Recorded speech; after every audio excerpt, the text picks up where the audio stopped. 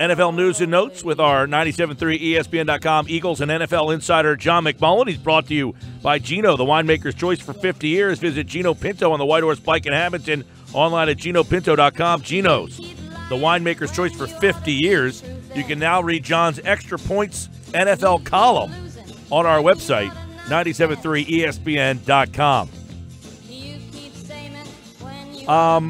There's so many things that happen week to week in the NFL. I mean, games, results, mind changes. But I think we're starting, John, before we get into some of the Eagles stuff. Last night, let's put a bow on the week.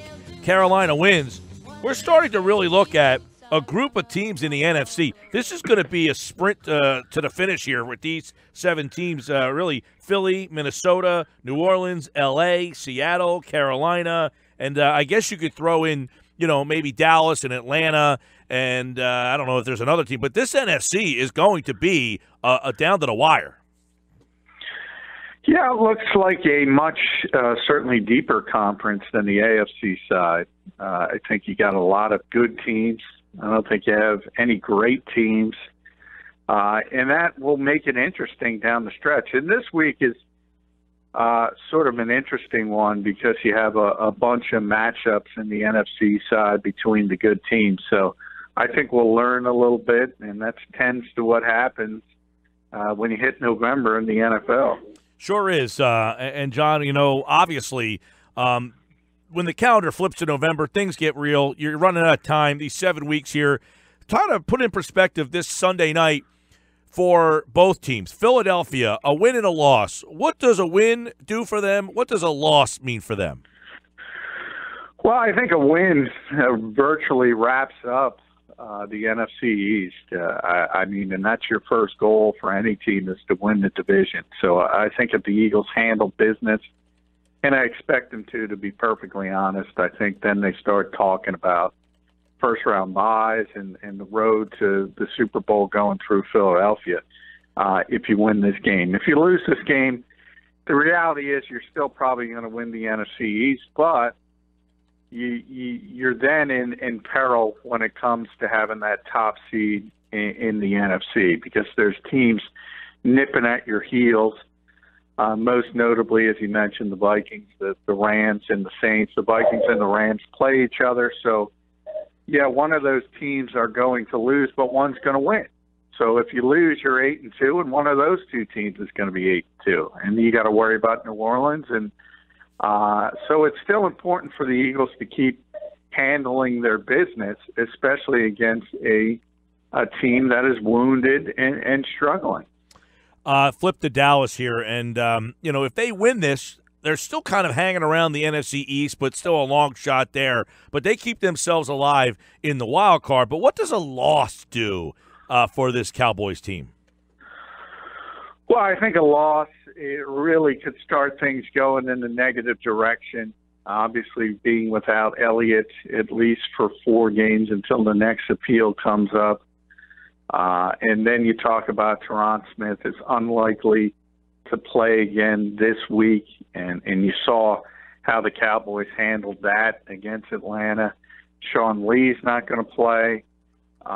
So you have all these issues they're dealing with, and all of a sudden things can start going in a negative direction, and they know how that works. I mean, this was a team that was 13-3 and went to 4-12 and then bounced back again. So they've been a roller coaster over the last number of years, and this looks like it's going to be closer to a downward trend on that roller coaster than a positive trend. Hey, John, real quick, let's bring it back to Philly here as Jim Schwartz spoke today. The coordinators, they did make a move. They brought in veteran offensive tackle Will Beatty from the Giants, who, if you're not playing for the Giants with their problems, I don't know what that says for you, but what's the move mean? Are they going to have him activated for the rest of the year? Is he just adding some depth? Read the tea leaves on that. Yeah, I mean, he was on the street, much like Donnell Ellerbe. So, but you're right. I mean, he's a long-time starter. He started 63 NFL games. So, but he had a pec tear in 2015, missed that season, came back last year and was a backup on a bad offensive line. So, I think it's what it is depth at the tackle position, at the all-important swing tackle, because we constantly talked about the Jason Peters issue, and that's a domino effect. Vaitai has stepped in and played well. So I don't think this is any question on his job or sort of looking at that and saying we need someone in case he falters. I don't think it has anything to do with Vaitai. It has to do everything to do with the fact that you're one play away from disaster. If Lane Johnson or Vaitai were to go down, then all of a sudden it was Isaac Seumalo or Taylor Hart. Now they bring in at least a veteran guy to be that swing tackle in case something happens. He's played a lot of football, and it just gives him some confidence and some depth there. John McMullen with us here on the Sports Bash on 97.3 ESPN. So, John, with Ronald Darby coming back, what did Jim Schwartz say that Darby's role is now going to be, and how do they distribute that playing time? Because, I mean, I guess it's a good problem to have, but Ronald Darby coming back means they have to kind of figure out playing time. Yeah, they do. And Jim, as usual, is not going to give away game plan stuff. So he said it's up in the air, and I expected it to be. Ultimately, we'll see how it shakes out. I think Ronald Darby steps in. He's the starter again at left corner. That sort of flip-flops Jalen Mills to right corner. Patrick Robinson is your main slot corner. And then you start to mix in Rasul Douglas, who I think has earned some playing time. So previously, and we didn't even see Ronald Darby for one full game, remember, as he got injured in week 1. But the plan was he was going to be out there the entire game as a starting corner. And I think you're going to see a mixture. I think you're going to see Rasul Douglas maybe rotate in every couple of series and handle it that way. But ultimately, I mean, at some point, Ronald Darby's going to be the starting left corner, and I think it's going to go pretty quickly towards the original plan. And how about their new piece at the linebacker position, Donnell Ellerby? How does he fit in, and do we even see him active this week? Is he competing with Joe Walker as the base middle linebacker? Yeah, I think he is. As far as this week, it depends how quickly, but he's a veteran guy, much like Jay Ajayi when he came in, far more of a veteran guy. So you would imagine there'd be at least a limited sort of package for him to be out there. And you have to look at, though, how Joe Walker plays, and since Jordan Hicks went down, it was basically about 30% of the time. So you're not talking about a big piece of the pie to begin with, but I don't think there's any question. I think that's different than the Beatty signing. I don't think the Beatty signing is an indication, as I said, that Vaitai wasn't playing well, because he has played well. I think that's more about depth. I think Ellerby is more about pushing Joe Walker because he hasn't been all that impressive in his limited opportunities as the middle linebacker in the base defense. John McMullen, 97.3 ESPN.com. A funny moment today during the press conference with Jim Schwartz where he was asked, hey, Jalen Mills is going to have to go to the other side now, right? And Schwartz said, well, yeah, we're not going to line two corners up on the same seat. Mills went from the right side to the left side with Darby out, which means he's going to have to switch back. And, I mean, is there any concern that they're messing with some chemistry back there? Yeah, I think there is a concern. I think that's why it took so long to get him back on the field. He's been healthy enough to play for a number of weeks. He has been from a physical standpoint. And I think the Eagles' mentality was, well, as long as we keep winning, do we really want to upset the apple cart? And the answer was no until the bye week. But at some point, I think you also come to the realization you can't be scared about it. You got to realize that, hey, Ronald Darby's our most talented cornerback, and if he's healthy and he's ready to go, you got to get him back on the field. And then the dominoes start from there. Remember, when the Eagles traded for him, the same thing happened. Jalen Mills was the left corner before Jordan Matthews was traded. Then he moved to the right corner to make room for Darby. and then he moved back. So I don't think it's that big of a deal for Jalen because he's handled it in the past. I think the bigger aspect of it is what you mentioned, Mike, and the chemistry and the fact that they played well, despite the fact that they haven't had Ronald Darby. But, you know, when you have good players, you got to get them on the field. It's as simple as that. Hey, John, you wrote about Tim Jernigan at 97.3 ESPN.com. How impactful is he to what Jim Schwartz is trying to accomplish with his calls as opposed to a guy that I liked, Benny Logan? What does he give? What does Tim Jernigan bring that Benny Logan did not?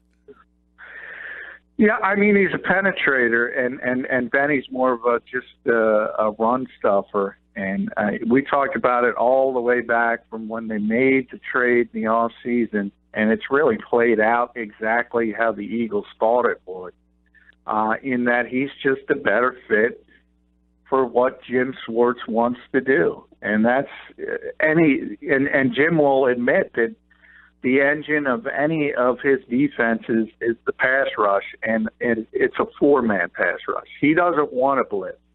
That's not to say he won't. It's not to say, especially in a week like this one, where you have an obvious deficiency, if Teron Smith continues to be out of the lineup as expected, you might see some overload blitzes on the right side to take advantage of something the Cowboys haven't been able to deal with. But all things being equal, he prefers to get a pass rush with a four-man rush. And when you have your base defense in there and you have two defensive tackles, he wants somebody who can penetrate and make plays behind the line of scrimmage, and that defines Tim Jernigan.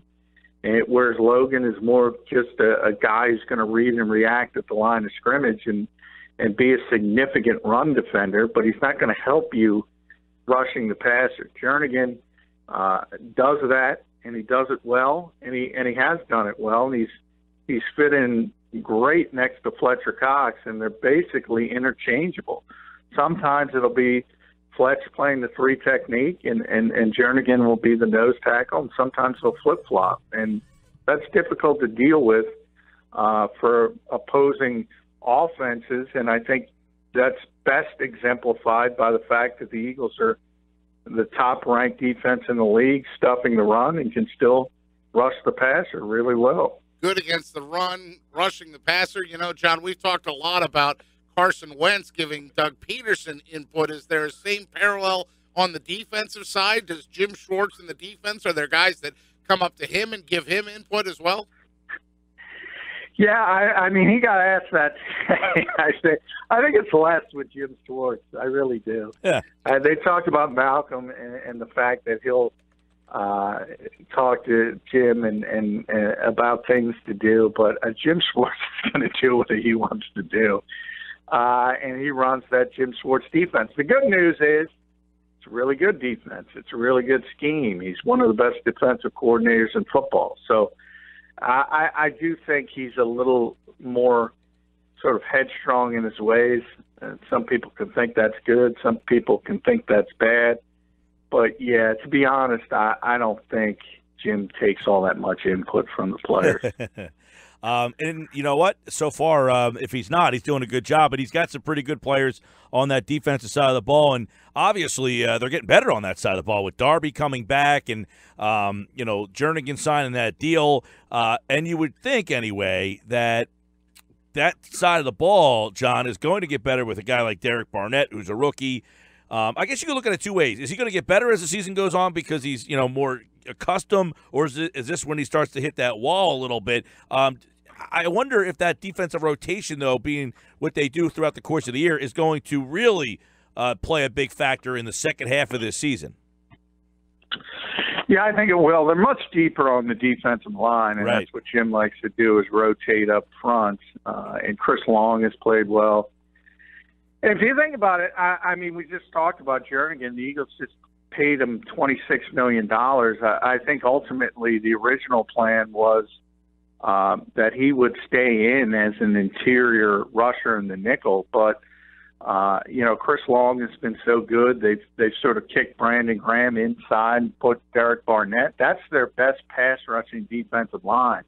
When Barnett's at right end, Chris Long's at left end, and Graham is at defensive tackle next to Fletcher Cox. So they have a number of ways they can go, a number of players they can use. We haven't even mentioned Vinny Curry, who's the starting right end and has been impactful at times. It's just a really, really good group. And I've said from day one when we talk about, and it's always going to be Carson Wentz because, hey, let's be honest. If the season ended today, he'd be the MVP of this league. So that's a big deal. But man to man, from 1 through 11, I've always said the defense of this team is more talented than the offense of this team.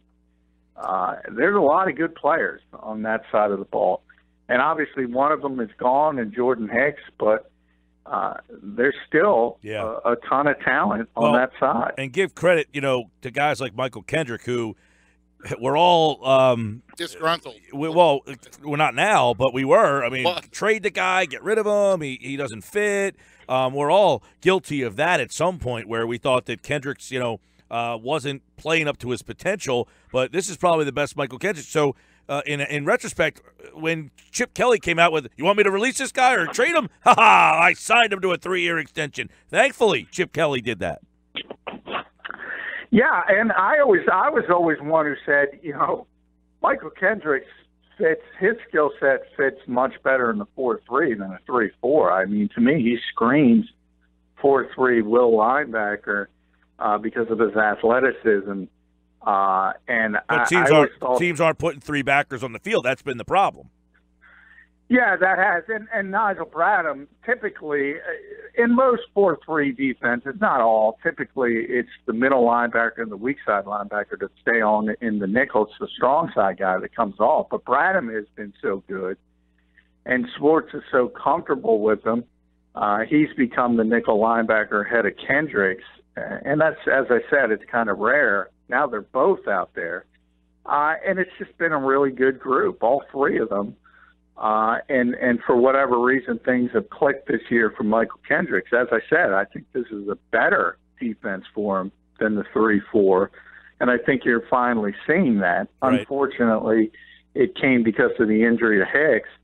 But again, it speaks to the depth of this team and the fact that they've been able to handle that kind of injury. And real quick, by the way, Jim Schwartz did not fully commit to Darby coming back, right? But is the writing on the wall? Yeah, he didn't fully commit to it, but he's not going to fully commit to anything. Right. Yeah, the writing's on the wall. I mean, you can always, I always say, everything. Hey, we're all Peterson twice this year, John. Peterson twice this year has said guys are going to play on Friday, and they did not play on Sunday. Ertz, and I guess it was Kendricks was the other guy that he said, oh, yeah, Hicks and Kendricks, they'll both play. Hicks played, Kendricks did not. But that's the point. And I don't think Doug was lying. Anytime you're talking about hamstring issues specifically, and that's why I say when you talk about corners, I mean, you could tweak your hamstring working out pregame.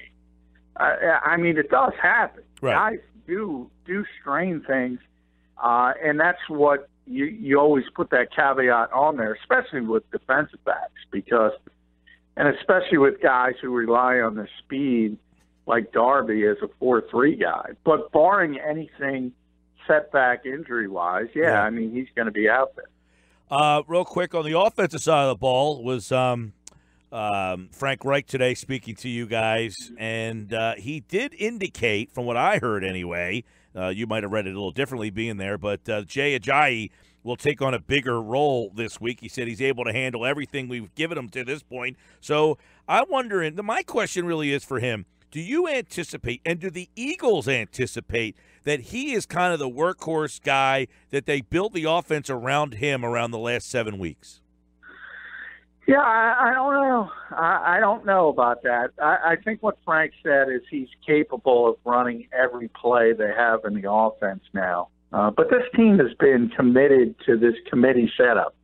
And I don't necessarily agree with that because I think all running backs, no matter who they are, tend to get better the more they touch the football. And I think he's clearly their most talented back, but I think it comes down to who's hot and who's not on a particular game day. Yeah. And if Blunt, for instance, starts piling up the yardage, I think he'll get more touches. I think, Corey Clement, they're just very excited with him, and he keeps producing.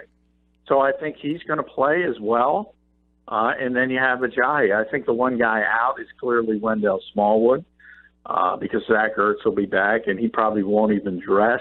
But for the guys who are out there, I think it's going to continue to be a committee. But there's no question that Ajayi will get more opportunities if he does produce. I think the part of that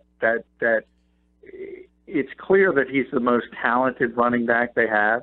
So if he continues to play as well as he did against Denver, I think he's going to get more and more touches. Hey, you think about this sometimes. You ever think that the teams, the coaches, or the front office, when they hit on a guy that's undrafted, that they feel more? No question. Like we got to play this guy to show the rest of the league that we found a guy that we're smarter than you. That we found this diamond in the rough. It's like they want to play him just to show how smarty pants they are. No question about it. And that's why I like this setup, by the way, because I don't think the Eagles are that type of team. What you're saying, and this is you're talking about the personnel people, and it's draft picks as well. But anytime you hit on an undrafted free agent, I mean, Howie wants a beat on his chest, and so does Joe Douglas, and say, look at this guy I found, and nobody else drafted. But that's why I like this setup that everybody else in Philadelphia seems to not like, and the fact that they always point out that Doug Peterson doesn't have personnel control as it's some weird thing. Because people in this city are used to Andy Reid and Chip Kelly, who had tremendous power. Traditionally in the NFL, you have a general manager who picks the players and gives those players to the coach who coaches them. Right.